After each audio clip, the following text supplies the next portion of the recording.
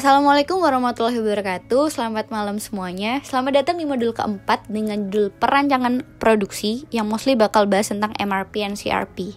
Perkenalkan, saya Wening Kirana. Saya adalah Aslab SBT yang akan menjelaskan kepada kalian tentang modul keempat ini. Oke, pertama video akan dimulai dengan penjelasan materi yang terkait dengan modul keempat. Lalu selanjutnya ada penjelasan tentang cara perhitungan dari MRP, CRP, dan kapasitas setiap workstation. Dan yang terakhir ada penjelasan tentang pegangan modul kalian masing-masing. Oke, disimak dengan baik ya. Oke, pertama kita akan bahas tentang teori yang ada di modul 4 ini. Tujuan utama praktikum yang pertama adalah agar praktikan mampu merencanakan kebutuhan bahan sesuai dengan permintaan. Lalu yang kedua, agar praktikan mampu menetapkan kapasitas yang dibutuhkan guna membuat rencana kebutuhan materials. Yang nomor 1 itu berhubungan sama MRP, yang nomor 2 berhubungan dengan CRP. Lalu secara textbook pengertian MRP itu sebagai berikut. Kalian bisa baca sendiri. Tapi intinya MRP adalah metode atau prosedur yang digunakan untuk menentukan kuantitas dan waktu dalam proses pengendalian persediaannya gitu. Jadi MRP ini untuk menjaga tingkat ketersediaan material agar tetap minimum tapi tetap bisa memenuhi kebutuhan produksi secara optimal. Jadi dengan adanya planning MRP ini kita bisa tahu apa yang akan dipesan, berapa jumlahnya, kapan pesannya, dan kapan material itu tersedia gitu. Bedanya MRP ini adalah kalau MRP dan MPS yang kalian ada di modul sebelumnya. Kalau MPS itu kan jumlah unit yang harus diproduksi pada periode tertentu, yang at least berarti kita ngitungnya itu cuman level 0-nya aja. Nah kalau di MRP ini adalah level-level selanjutnya, yaitu material yang harus ada proses produksinya sama material yang emang sebenarnya kita harus pesan melalui vendor gitu. MRP ini kita tuh bisa tahu gitu jumlah bahan baku dari setiap produk yang akan diproduksi setiap periodenya.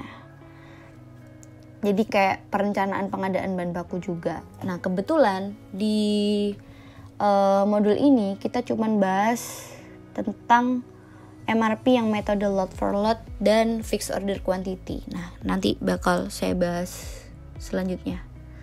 Asumsinya bisa kalian baca sendiri, langkahnya bisa kalian baca sendiri.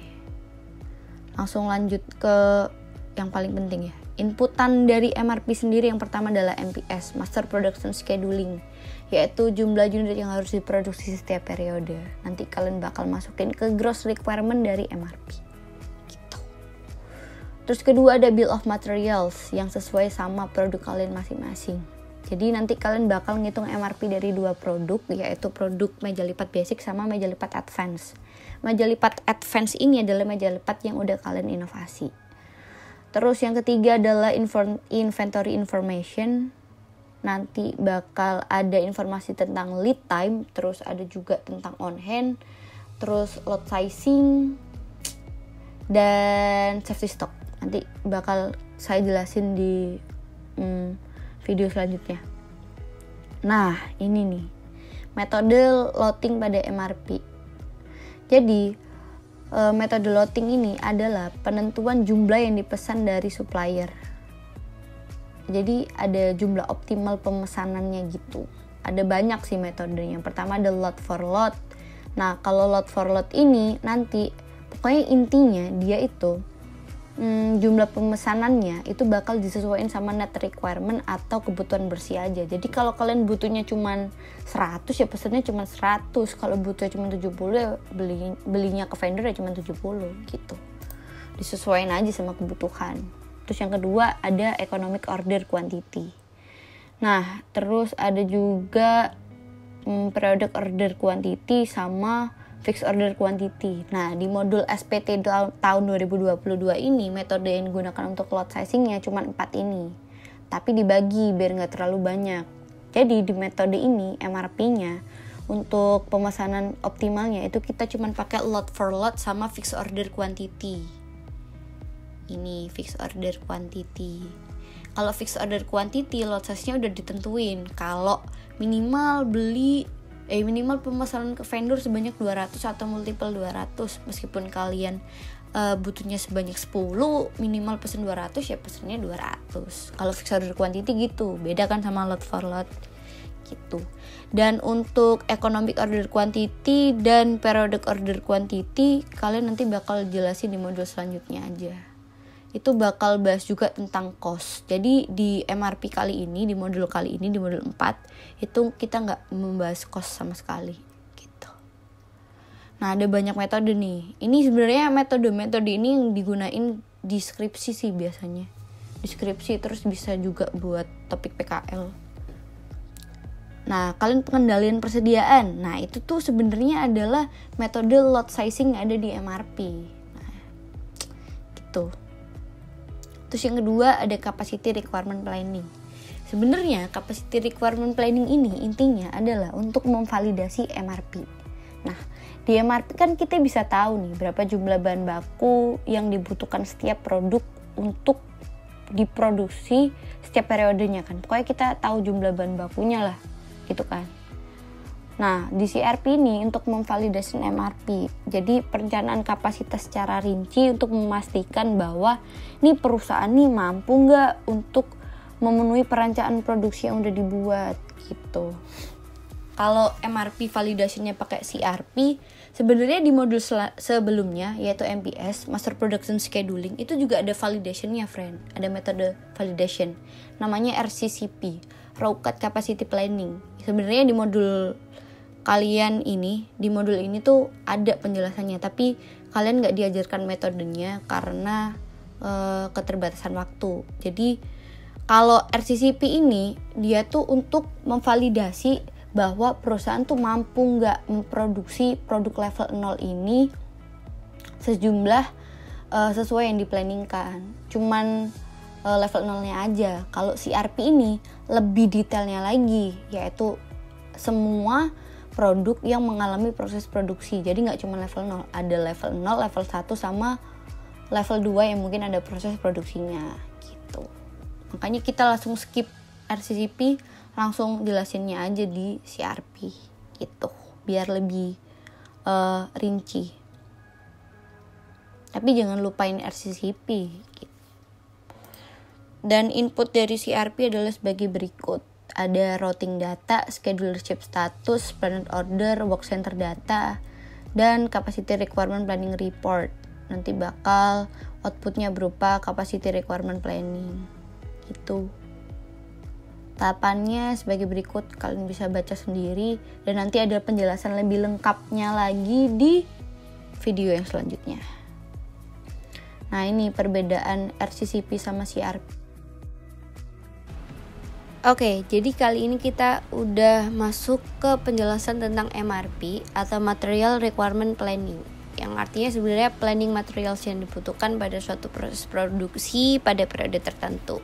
Jadi pada perhitungan MRP ini kita bisa tahu nih kapan kita harus pesan materialsnya, kapan materialsnya kita terima, dan berapa jumlah optimal yang harus kita pesan gitu. Itu adalah the main focus of MRP. Terus inputnya apa aja? Yang pertama itu adalah Master Production Scheduling. Kita butuh nih Master Production Scheduling untuk perhitungan MRP. Terus yang kedua ada Inventory Information. Terus yang ketiga ada Bill of Materials. Nah, Inventory Information ini memuat antara lain adalah lead time, safety stock, lot size, sama project on hand-nya material tersebut gitu. Terus ada beberapa istilah juga yang perlu kalian ketahui sebelum kita masuk ke bagaimana cara perhitungannya. Yang pertama ada namanya lead time. Lead time sendiri itu adalah waktu pemesanan, waktu tunggu pemesanan. Terus ada juga yang namanya safety stock, yaitu stok minimal yang harus kita punya di dalam gudang sesuai dengan material tersebut. Terus ada juga yang namanya lot sizing, ya udah saya jelaskan tadi di awal. Nah, kali ini kita pakai lot for lot, yang artinya besar lot pemesanan itu sama dengan besar net requirement atau kebutuhan bersih.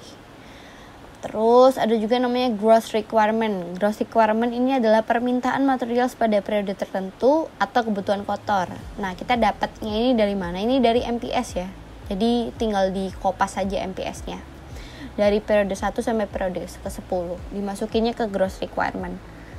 Terus ada juga schedule reshape. Schedule reshape ini adalah jumlah item yang akan diterima pada periode tertentu berdasarkan pesanan yang udah dibuat. Jadi ini adalah pesanan terjadwal.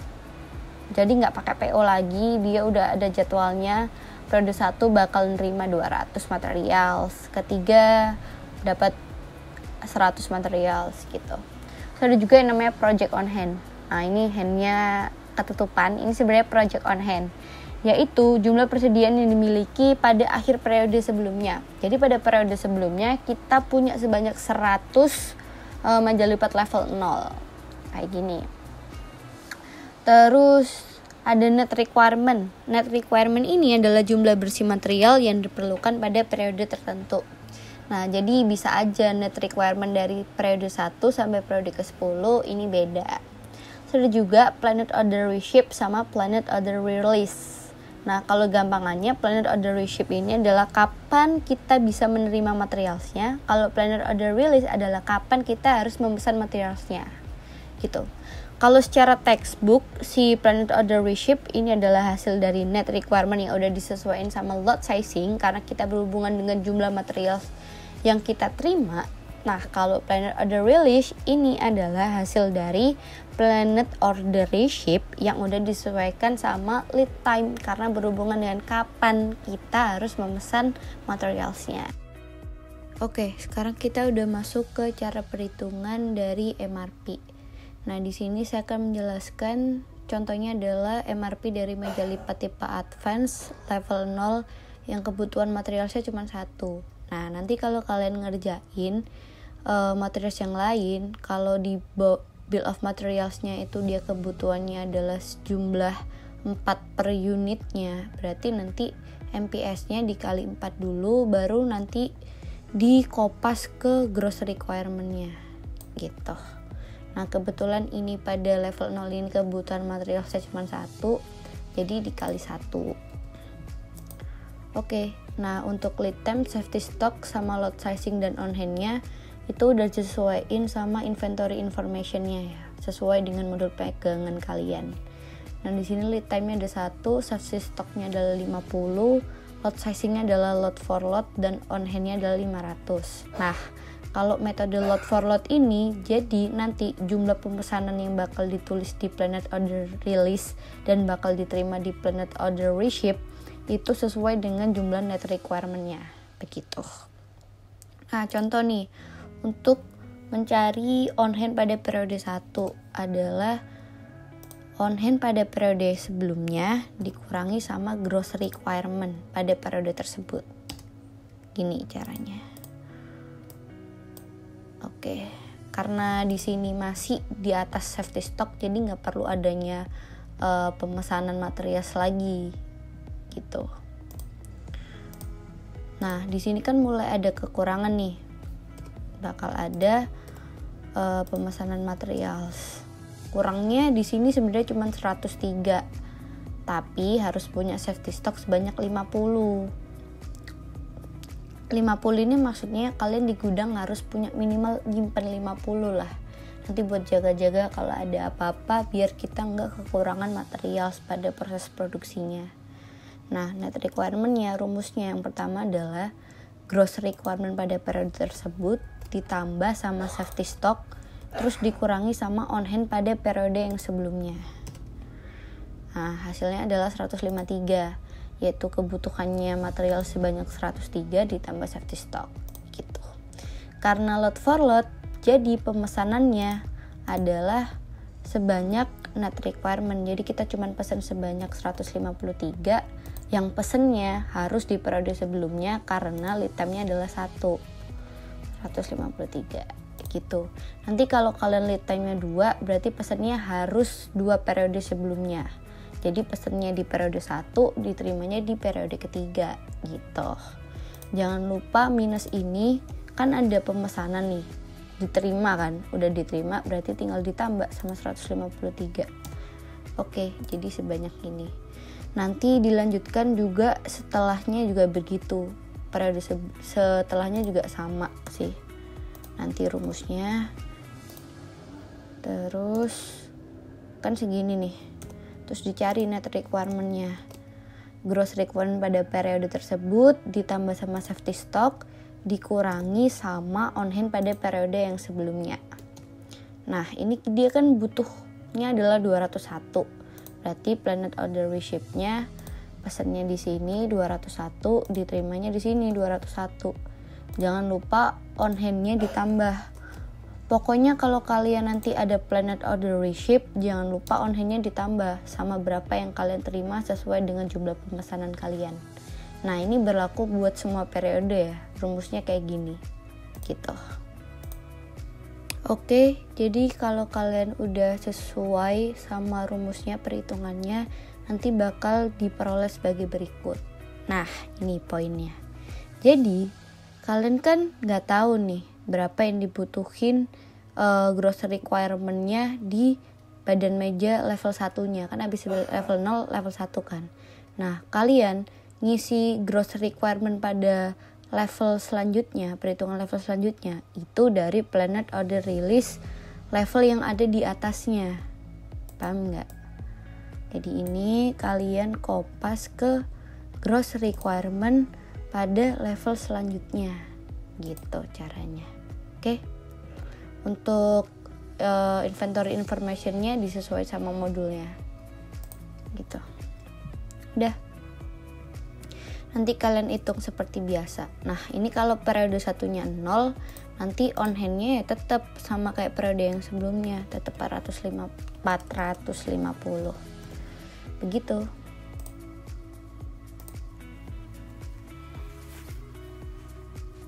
Nah, tadi kan udah penjelasan tentang kalau lot sizing-nya adalah lot for lot, dimana nanti jumlah pemesanannya di planet order release-nya disamain sama net requirement. Nah, sekarang kalau kita ini udah ditentuin nih jumlah pemesanan optimalnya sebanyak 200. Nah, ini biasanya kalau udah ditentuin lot size-nya itu namanya pakai metode FOQ, Fixed Order Quantity. Jadi kalau pakai metode lot sizing yang FOQ, nanti tuh udah dikasih tahu kita tuh pemesanan optimalnya sebanyak berapa. Contoh di sini 200. Berarti nanti pemesanan minimalnya itu sebanyak 200 atau multiple 200. Jadi nanti kalau emang butuhnya sebanyak 300, boleh nih pesannya sebanyak 400, yaitu kelipatan dari 200. Berarti ada 400, 600, 800 sesuai dengan kebutuhan kalian. Tapi minimalnya sebanyak 200. Meskipun nanti kalian butuhnya cuma 30, tetap aja nanti kalian pesennya minimal sebanyak 200. Gitu deh pokoknya. Caranya sama untuk ngitung on hand pada periode 1, itu caranya adalah on hand pada periode sebelumnya dikurangi sama gross requirement. Udah sih gitu aja. Nah, ini kalau ada kurang gini ya caranya.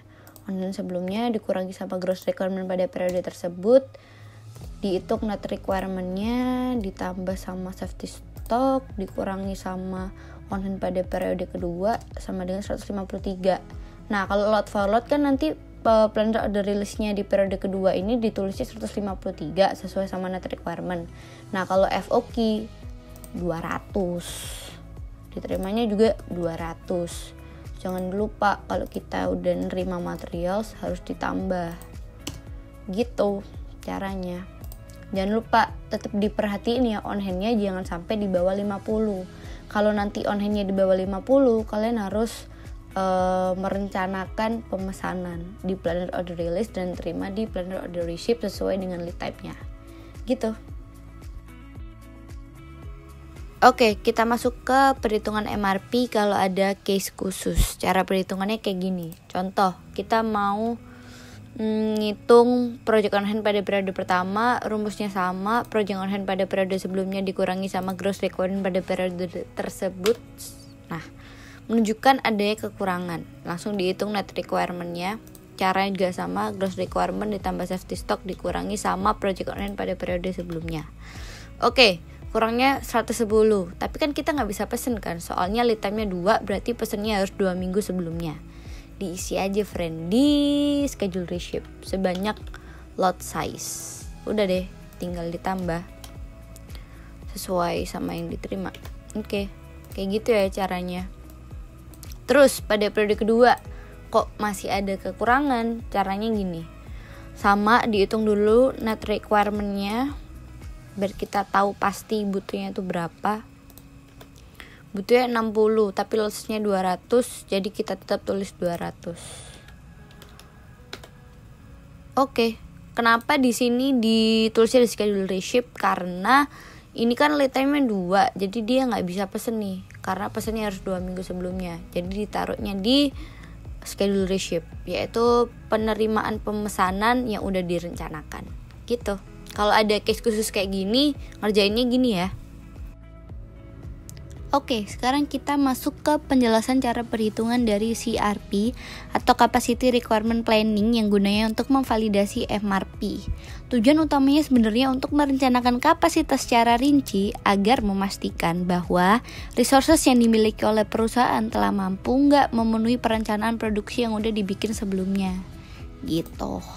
Lalu inputan data yang diperlukan pertama adalah work center information. Di sini dibutuhkan data workstation 1 sampai workstation 6 itu butuh setup time sebanyak berapa. Setup time ini waktu persiapan kita sebelum memulai kegiatan di workstation tersebut. Lalu yang kedua kita butuh routing file information, yaitu data waktu proses yang ada di workstation tertentu.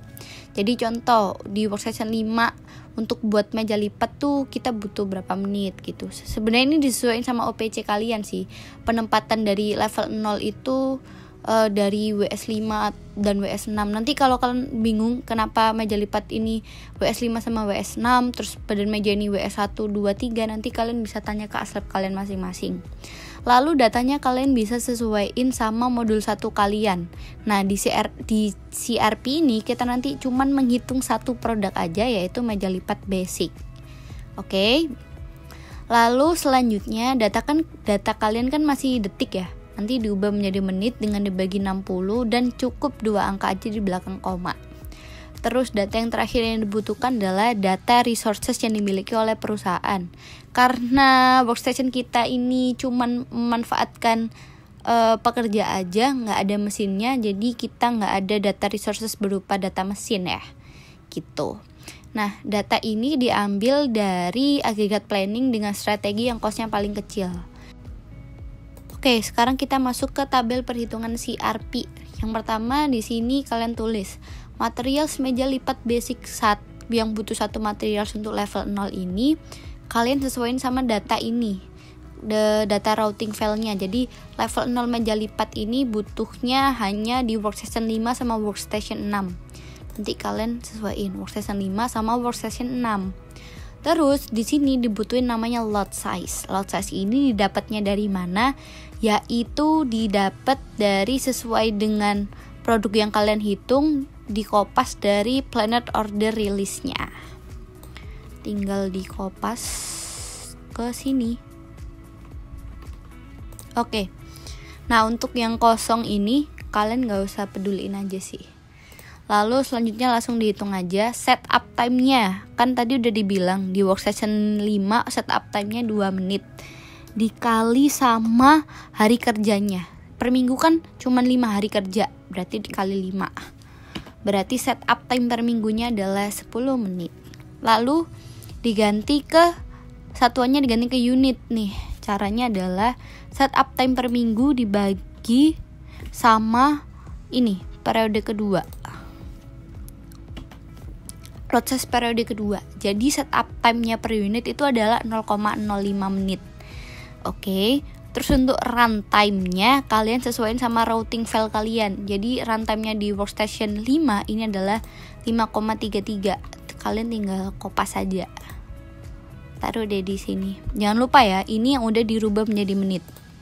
Terus ada operation time. Operation time itu berarti runtime ditambah sama setup time. Tinggal ditambah aja. Tambah sama setup. Oke. Berarti operation time per unitnya adalah 5,38 menit. Untuk totalnya berarti operation time per unit dikali sama jumlah lot size-nya di periode tersebut. Oke, berarti operation time-nya untuk periode kedua ini adalah 1078,67 menit. Lalu tinggal di drag aja. Oke. Lalu hitung ke workstation 6. Caranya juga sama, setup time-nya berapa? 2. Dikali sama waktu kerjanya cuman 5 hari. Kenapa harus dirubah menjadi minggu dulu? Karena satu periode ini kan hitungannya per minggu ya. Jadi begitu. Dibagi sama 200. Runtime-nya adalah 4,5 menit. Tinggal kopas. Terus operation time adalah runtime ditambah setup time.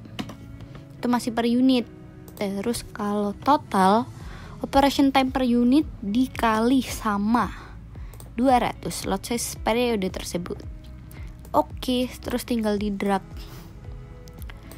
Selanjutnya caranya juga gitu ya. Oke, tadi kan kalian udah menghitung total operation time di tiap workstation untuk semua material. Totalnya ada 4 material. Nah, sekarang kita akan menghitung kapasitas setiap workstationnya dari WS1 sampai WS6. Nah, karena kita di setiap workstationnya hanya memanfaatkan pekerja, jadi nanti nggak ada data mesin. Dan data pekerjanya itu kalian dapat dari strategi agregat yang costnya paling kecil. Contoh di sini adalah pakai case strategi. Nah, untuk Maret worker date-nya kan 10. Jadi nanti untuk periode 1 sampai periode 4 pekerja yang bekerja pada periode itu adalah sebanyak 10. Jadi gini, untuk menghitung waktu tersedia adalah caranya yaitu pekerja yang bekerja pada periode tersebut dikali sama jam kerja normal yaitu 8 jam, terus dikali sama 60 karena dijadiin menit. Jadi jumlah yang tersedia adalah sebagai berikut, 4.800. Lalu di sini juga sama ya, pakai 10 juga. Nah, untuk periode ke-5 sama 8 itu kita pakai 8 pekerja sesuai dengan agregatnya. Berarti 8 pekerja dikali sama waktu normalnya juga 8, terus dikali juga sama 60. Oke. Nah, yang terakhir adalah sebanyak 11, yaitu Mei. Pada periode ini kita pekerja 11 dikali sama 8 jam kerja, terus dikali sama 60. Salah. Oke. Lo tinggal di drag aja. Nah, untuk tingkat utilasi sama tingkat efisiensi bisa disesuaikan sesuai dengan datanya. Gitu. Nah, jadi tingkat utilasinya hanya 90% sampai tingkat efisiensinya hanya 90%. Jadi ini kayak allowance gitu untuk para pekerjanya. Jadi 90/100 adalah 0,9. Oke. Tinggal di drag aja ke periode ke sampingnya. Oke, jadi untuk menghitung kapasitas yang tersedia, caranya adalah sama dengan waktu yang tersedia dikali tingkat utilasi, terus dikali sama tingkat efisiensi.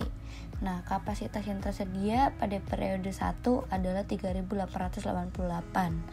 Lalu untuk kebutuhan aktual, ini adalah total operation time pada setiap komponen yang dikerjakan di workstation yang sama. Jadi kalau dilihat dari data CRP-nya, workstation material yang dikerjakan di workstation 1 adalah badan meja level 1 sama rakitan kaki level 2. Oke, gitu kan. Nah, jadi kebutuhan aktualnya adalah total operation time di badan meja level 1 ini pada periode 1 ditambah sama rakitan kaki level 2 pada workstation 1. Oke, di enter. Nah, jadi kebutuhan aktualnya kayak gini. Dan ini tinggal di drag aja. Oke. Nah, kita hitung selisihnya antara kapasitas tersedia dikurangi sama kebutuhan aktual. Nah, ini yang membuktikan bahwa kapasitas yang dimiliki oleh perusahaan itu mampu nggak memenuhi kebutuhan kapasitas yang diperlukan untuk produksi sesuai dengan planning yang dilakukan. Itu. Terus dari sini kan di periode 7 menunjukkan adanya kekurangan kapasitas. Jadi bisa disimpulkan bahwa pada periode 7 harus ada perbaikan pada MPS-nya. Kalau sesuai teori gitu sih, kalau ada kekurangan kapasitas ternyata itu nanti yang harus diperbaiki adalah planning MPS-nya gitu. Jadi ditulis kalau ada yang minus ditulis aja di analisisnya gitu. Untuk selanjutnya caranya juga sama. Oke, sekarang kita masuk ke penjelasan dari pegangan modul kalian. Jadi bab satunya kayak biasanya, latar belakangnya minimal 1 halaman dengan syarat sebagai berikut. Nanti kalian sesuaiin aja sama yang tertulis di pegangan modul kalian. Untuk bab 2 landasan teori minimal 5 halaman dengan syarat sebagai berikut. Nanti untuk referensinya kalian taruh di lampiran, udah di stabilo mana yang dimasukin ke modul mana yang dimasukin di bab 2-nya. Kayak biasanya. Lalu untuk bab 3-nya sebagai berikut, kalian sesuaiin aja kayak modul yang kemarin. Nah, untuk isiannya mikir sendiri. Terus untuk inputan yang pertama di modul CRP and MRP ini, yang pertama adalah Master Production Scheduling, yang nanti ini angkanya kalian sesuaiin sama modul 3 kalian masing-masing. Untuk bill of materialsnya ada 2, meja lipat basic sama meja lipat advance, karena nanti MRP kalian ngitungnya 2 produk, yaitu meja lipat basic dan advance. Kalau CRP-nya ngitungnya 1 produk aja, yaitu meja lipat basic gitu. Nah, ada yang mau aku perjelas di sini di perhitungan MRP. Untuk gross requirement meja lipat level 0 kan dapatnya dari MPS. Nah, kalau gross requirement badan meja level 1 dapatnya dari planet order release meja lipat level 0. Dan kayu balok, triplek, paku sama cat kayu, untuk gross requirement-nya kalian dapetinnya dari planet order release badan meja level 1. Beda lagi di sini kalau rakitan kaki, skrup, klem sama pilok, dia gross requirement-nya dapatnya dari planet order release kaki meja level 1. Nah, kalau yang ini gross requirement pipa PVC sambungan pipa L, gross requirement-nya dapatnya dari planet order release rakitan kaki level 2. Nanti untuk bill of materials-nya kalian tambahin ya, kayak titik-titik level 0, titik-titik level 1, ini level 2, ini level 3. Kayak dikasih keterangan gitu, ini level berapa. Gitu. Untuk meja lipat advance kalian bisa sesuaiin sama produk kalian masing-masing. Terus selanjutnya ada informasi data inventory. Nanti untuk meja lipat basic kalian sesuaiin sama ini. Lot size-nya dia FOQ, fixed order quantity. Jadi udah ditentuin minimal pemesanan sebanyak 200 atau multiple 200. Kayak yang udah dijelasin di video yang sebelumnya tentang perhitungan MRP. Begitu. Nanti jangan lupa gross requirement-nya disesuaikan sama jumlah per unitnya, kebutuhannya. Jadi nanti dikali dulu. Oke, untuk meja lipat advance kalian sesuaiin sama bill of materials kalian masing-masing. Jadi kalau level 0 kan biasanya ada 1 material. Nanti jumlahnya menyesuaikan BOM, lead time-nya 1, dan lot sizing-nya pakai metode lot for lot. Jadi nanti lot size-nya disesuaikan sama net requirement atau kebutuhan bersih. On hand-nya sebagai berikut, safety stock-nya sebagai berikut. Udah kalian samain aja kayak yang ada di modul pegangan. Di sini cuman diketahui sampai level 5 aja. Jadi kalau mungkin nanti kalian udah level 6, kalian bisa tanyain information datanya ke aslab kalian masing-masing. Jadi contoh kalau ada level 1 kalian ada 2 material, ya udah data informasinya sama kayak gini. Gitu. Tapi nanti MPS-nya kalian sesuaiin kayak meja lipat advance-nya kalian masing-masing. Gitu. Nanti kalau masih ada yang bingung tentang ini, kalian bisa tanyain ke aslab masing-masing. Terus untuk inputan CRP yang pertama ada informasi data work center. Nah, setup time-nya ini 2 menit ya. Ini salah. Diganti sama 2 menit.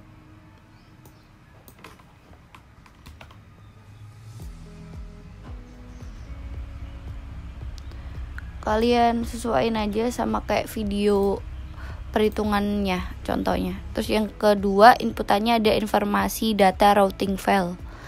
Nah, ini kalian sesuaiin sama modul 1 kalian masing-masing. Jadi nanti di workstation 1 kalian berapa menit, workstation 2 berapa menit.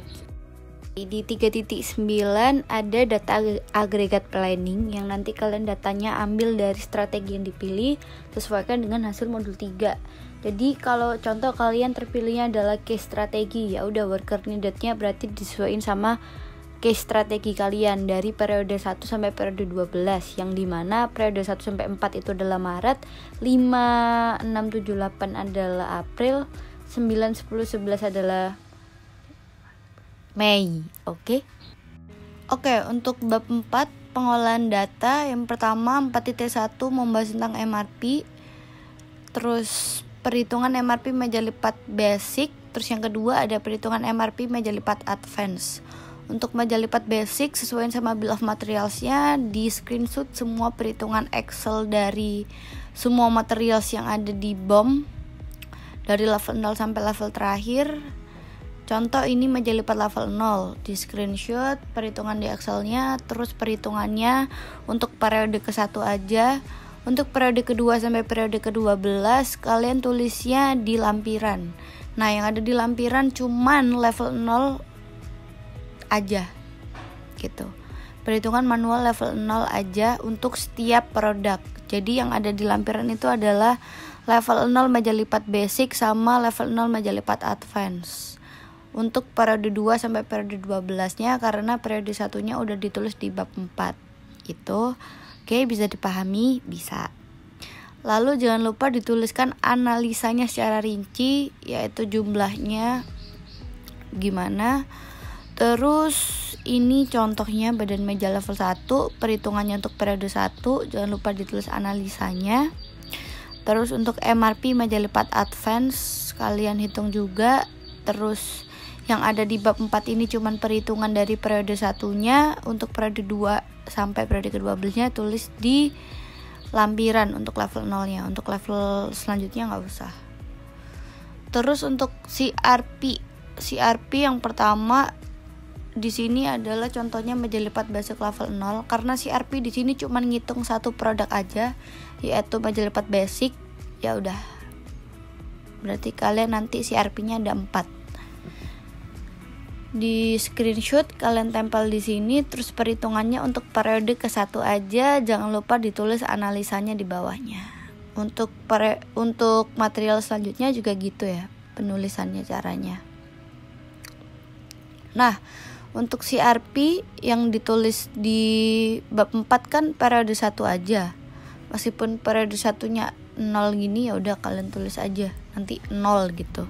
Untuk periode 2 sampai periode ke-12-nya untuk level 0 kalian tulis di lampiran. CRP juga level 0-nya aja.